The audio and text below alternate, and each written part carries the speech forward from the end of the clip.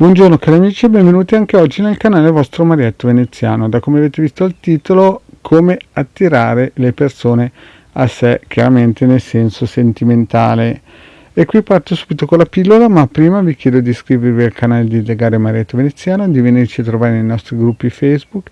e di iscrivervi al canale di Telegram Arcieri Bertoldini. Qui sotto in descrizione vedete i link. Bene, parliamo un po' di questo titolo roboante, che fa un grande effetto, come attirare a sé le persone.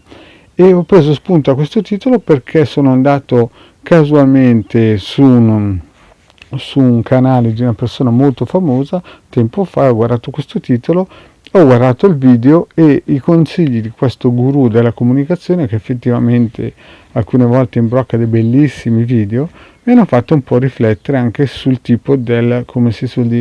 suo auditorio tramite il canale YouTube in questo caso qua, no? In sintesi il succo era: voi se volete trarre qualcosa a qualcuno gli dovete far sentire la sua mancanza, e fino a qui ci sta il discorso.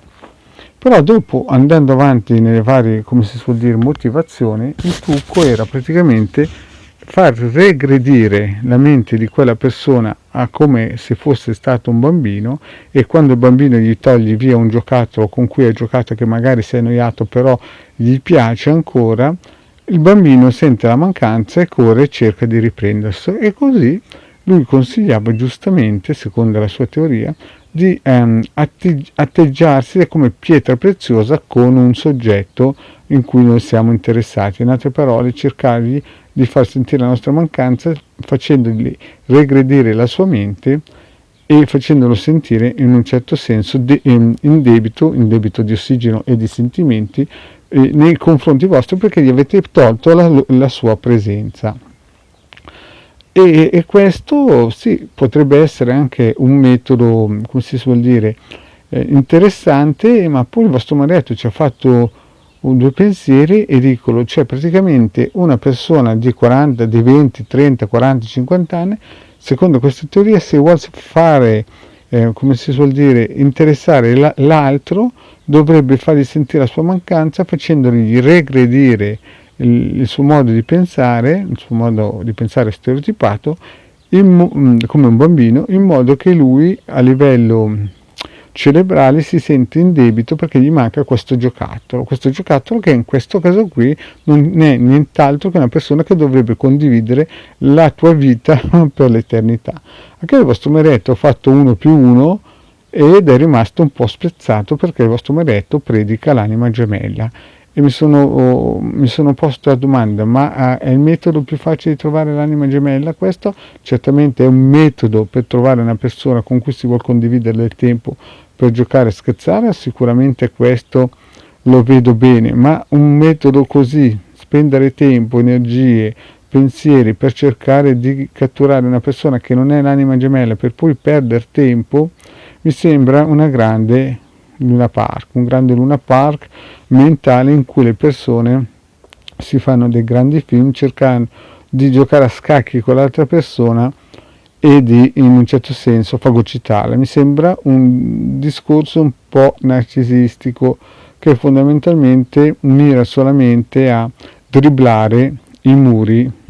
cognitivi che l'altra persona ha, che magari potrebbero essere anche giusti, ma però non sempre, io presumo, siano messi e fatti in modo corretto, perché queste tecniche le usa praticamente non solamente le persone magari che sanno che l'altra persona è un'anima gemella, ma anche i predatori che ci sono in giro. Il vostro Marietto invece vi ha sempre consigliato di attivare i circuiti radionici e i sistemi operativi, non i sistemi operativi, e i sistemi di magia operativa radionica semplice che metto a disposizione nelle pillole, con le candele, i vari circuiti e i vari intenti, per attirare l'anima gemella, non tanto l'usa e getta o praticamente il rimpiazzo stagionale, ma più che altro l'anima gemella che dovrebbe condividere l'eternità con voi, perché voi siete l'altra metà di lui, o viceversa lui l'altra metà